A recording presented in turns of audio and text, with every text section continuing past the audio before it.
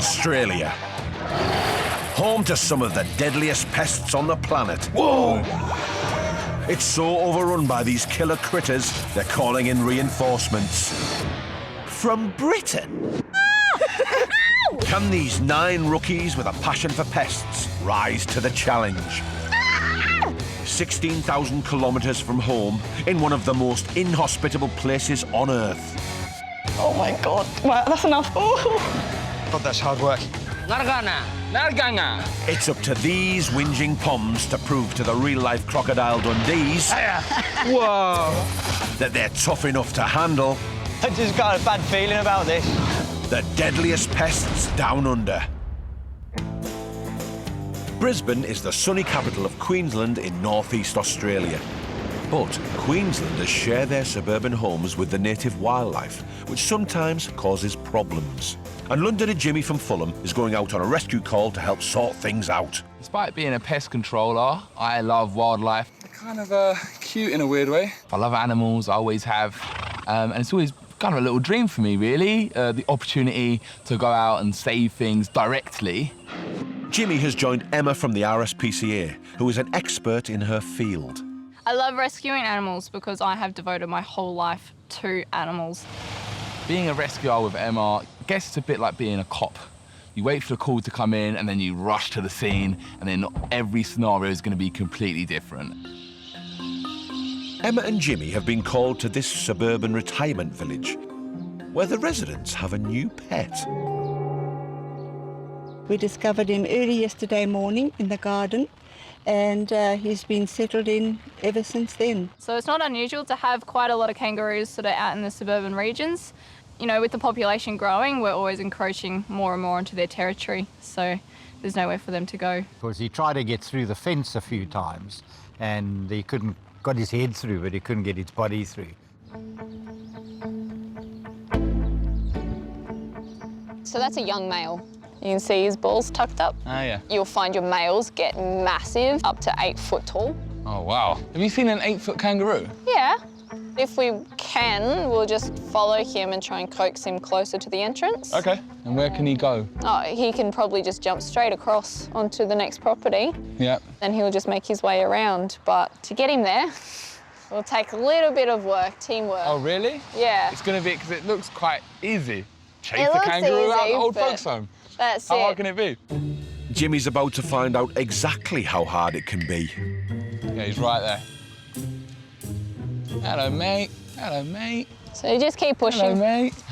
That's it. A passing cyclist has no idea what's going on, but decides to help anyway. No, we wanted him to go out. We want him out, mate. Oh, sorry. Oh, and he's off. He's gone round. Oh, no. This skippy needs to get away from traffic and back to safer ground. It's nice and fun chasing after a kangaroo in the rain. He's gone this way.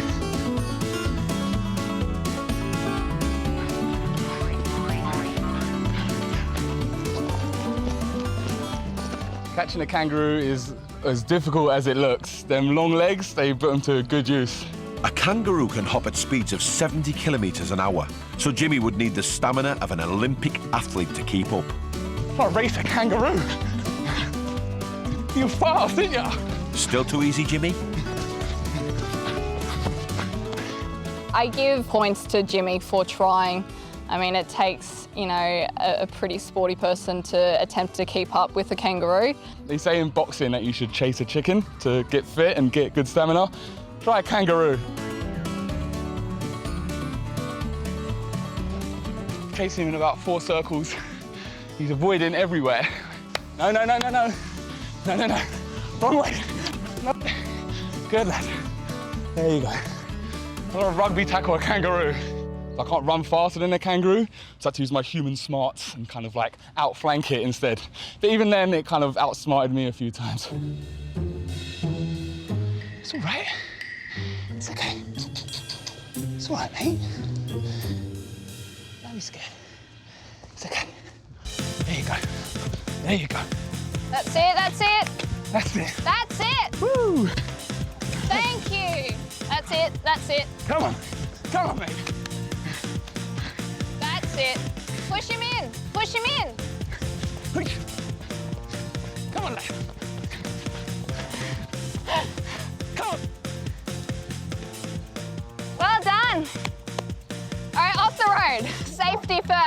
knackering.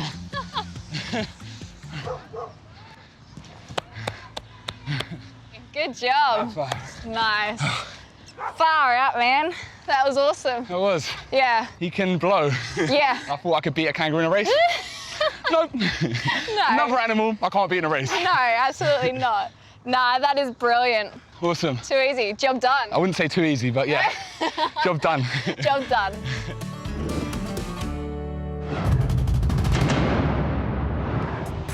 The Sunshine Coast north of Brisbane is home to 300,000 Aussies and 20 species of snakes. Even in built-up areas, there's likely to be a snake nearby, watching and waiting. And Amber from Essex is about to come face to face with one. I want to experience as much as Australia as I can. I want to meet as many new people as I can. I want to handle as many animals as I can. Just putting myself completely out of my comfort zone. Amber has teamed up with local snake catcher Richie, who's on call 24/7. So we've just had a call. We've had a guy that's been doing some gardening, and unfortunately he's uncovered a snake, or what he thinks is a snake. So on the way here, I'm thinking, I don't know where I'm going, what I'm turning up to, what sort of snake it is, how dangerous it is, how much harm it can do to me, how hard it can bite me. Does this extend? Nope. I can give you a longer one. Richie Gilbert, the snake catcher. He loves his job. He loves himself. You know, he had his hair gelled and his hair all pristine. And I was expecting a kind of a more rugged guy who was from out in the bush. But Richie's not like that at all. I'm going to do my best Amber impression for you. Hello. It's nice to meet you. I'll catch your snake. Oh, blimey, you got a snake in your house. Richie frickin' Gilbert. Looks like these two want to prove to each other they're more than just a pretty face. So you can't see anything yet, but I've spotted something already, something Okay. quite significant. Okay. If you come over here, It's got a nest. you're onto it, aren't you? Yeah. You see that little hole there? Yeah. I can see from here already that it's a Yes. she and she's sitting on some eggs. Yeah. We don't want her leaving the eggs, so basically we've got to take her and the eggs together, and then we decide what we do. She's going to guard those eggs. She's not going to be happy. So it's a carpet python, Yeah. so not venomous. Yeah. They do have a lot of sharp teeth, Yeah. and a bite can be quite painful. Imagine 100 needles going into your arm all at once. That's what it's like to be bitten by a carpet python. They're great to have around. They eat rats and mice and everything around the property. The snake has to be relocated because the garden is going to be renovated. A female will generally sit around her eggs and guard those eggs at all costs. She'll be quite bitey, very defensive. So having Amber there close to that snake, I have to have my wits about me to make sure she's not bitten. I probably won't let you put your hands in there because it will bite. Okay, I won't put my hands in there. The only way Richie can get the python to leave her nest is to deliberately make her angry. It's part of the job I really don't like doing. Come on. I just want to try and be as gentle as I can. I just don't want to be rough with her. I just want her to leave after I've given her a bit of a poke and a prod. She's trying to get me. Whoop. Did she get you? No. Come on, go over. She's a python and she's got teeth and she launched out and bit Richie. It's round one to the carpet python, who grows angrier by the second. Come on. She's going to come flying out again when I touch her.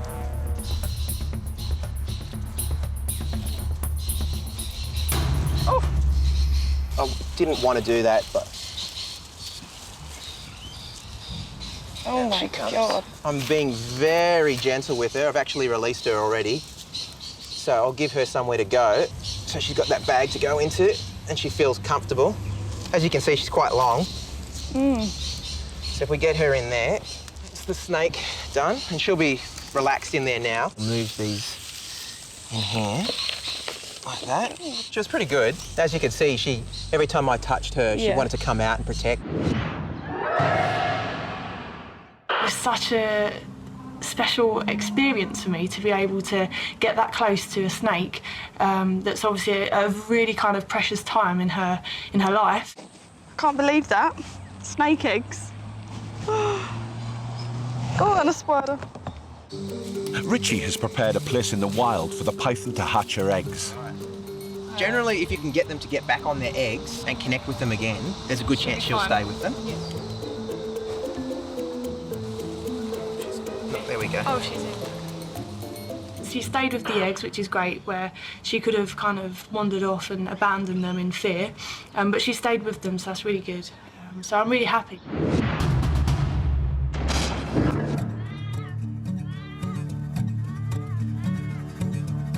Raminginning is an extremely remote indigenous settlement in Arnhem Land on the northern tip of Australia. It's so isolated, you need a permit to travel here. But Birmingham Pest Controller Craig has been invited by the local rangers to help them with their crocodile monitoring programme. We're based at Raminginning.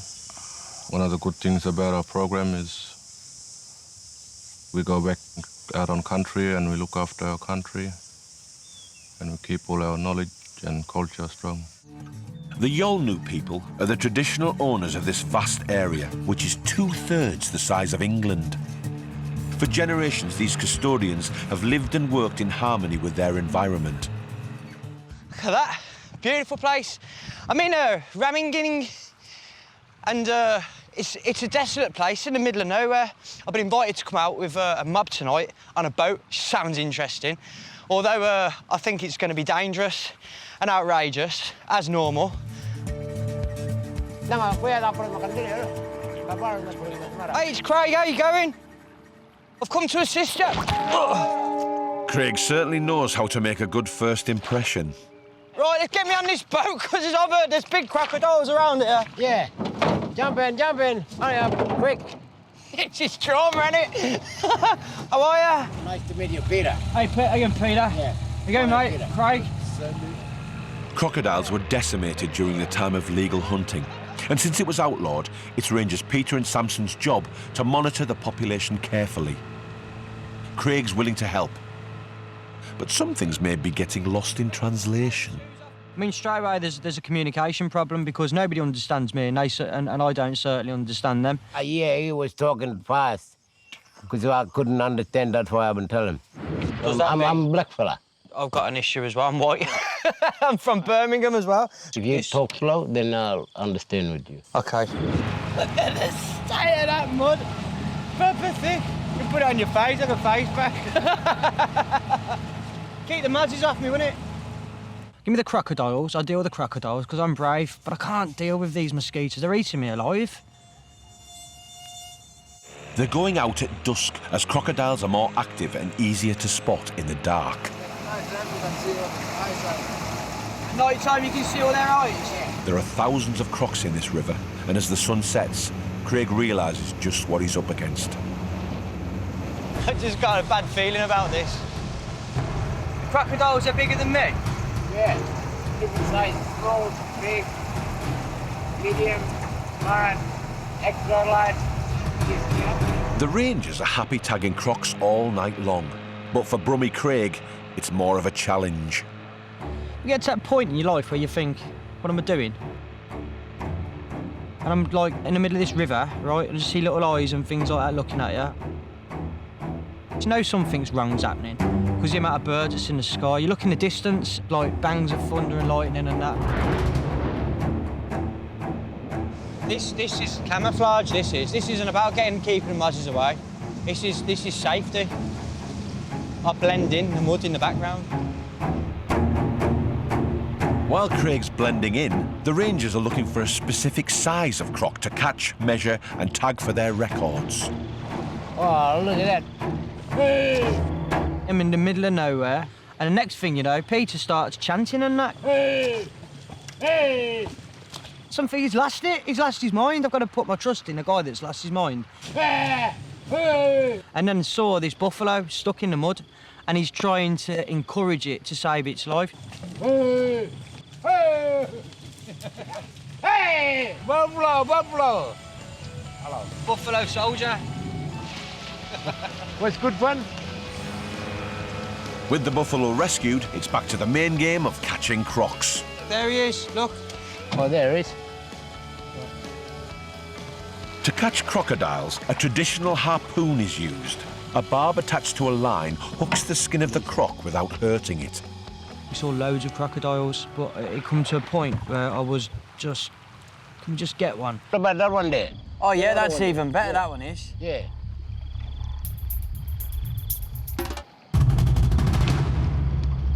When the croc is hit, the harpoon detaches and the croc is reeled in with a heavy line. No, come back a little bit, come back. They wait for the croc to tire itself out before hauling it into the boat. Mate, he's growling at you.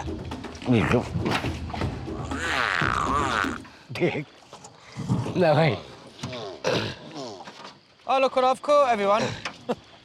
Effortless. Maybe if I tickle its chin or something and just try and make it feel a bit more relaxed, like. It's not ticklish.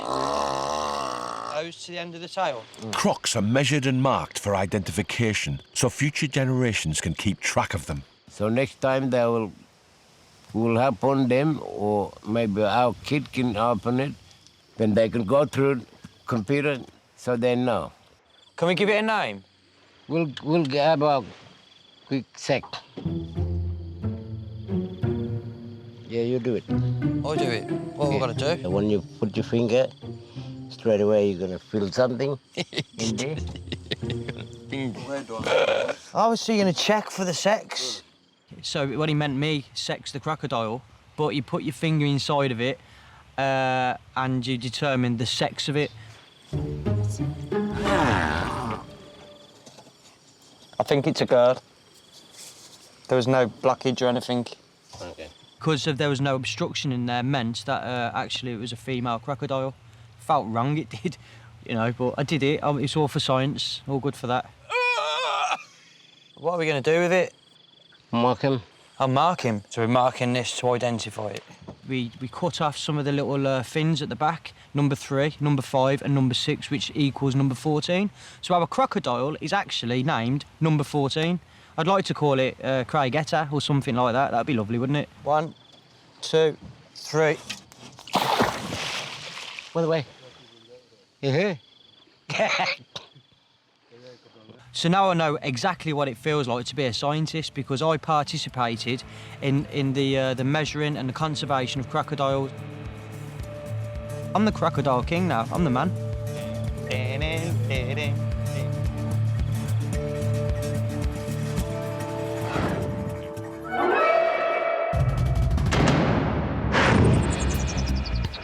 On their way home in Brisbane, after success with the Kangaroo, Emma and Jimmy receive another call-out. A bird in a tangle. And it's within power lines too. We rolled up and there's this magpie up at the top of the tree, all tangled. It's quite horrible to see, you know. I've got a lot of respect for particularly them birds, anything within the crow and the raven family, because they're so intelligent, and the more you learn about them, the more amazing they become. So, and seeing anything suffer is obviously horrible. If you get me to that branch, I can climb the rest. No. Emma asks the fire and rescue service if they can help save the bird. Queensland Fire and Emergency, Julie speaking. I'm just calling. We've got a job of a magpie hanging upside down at about 15 metres up a tree. Sorry, what's hanging upside down? A magpie? All right, okay, we'll be there shortly. If you just keep an eye out for them. Yep. Okay, so we'll get the fireys out here.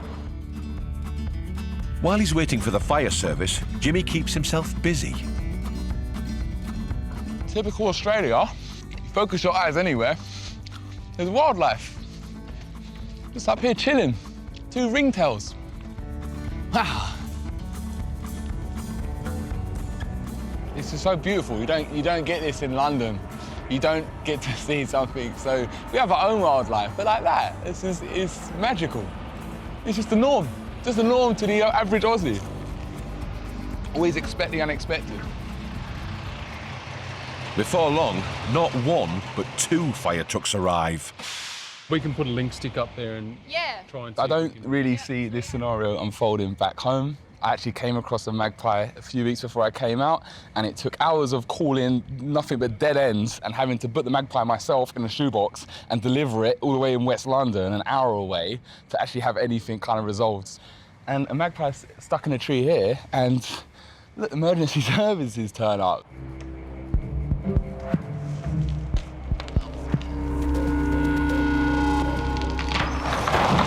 There we go. It came down and we're all holding a sheet like a cartoon when you see a mother chucking her baby from a building, a burning building, and the firemen have got the sheets. Like a circus. But it landed in the sheet. Yeah, look. That is really tangled. Yeah, it's going to have to just break the branch off and we just take it straight to the shelter. And that's all fishing line, so you would have picked that That's up. twine, so... Oh, it's twine? Yeah, it could be made from a nest, like they've just found twine on the ground, people have chucked out. But does he look like he's got any broken bones or permanent injuries from what you can see? He's probably done a lot of damage. This could be dislocated and he's quite dehydrated as well. We'll get him back and get the vets to look at him. That was an interesting experience. I feel quite good right now. It's quite nice to rescue things and be neighbourhood heroes, you know. Hopefully all's well that ends well. Happy ending for the magpie. The magpie was treated by the wildlife vet and is now in rehab with a volunteer. It's expected to make a full recovery.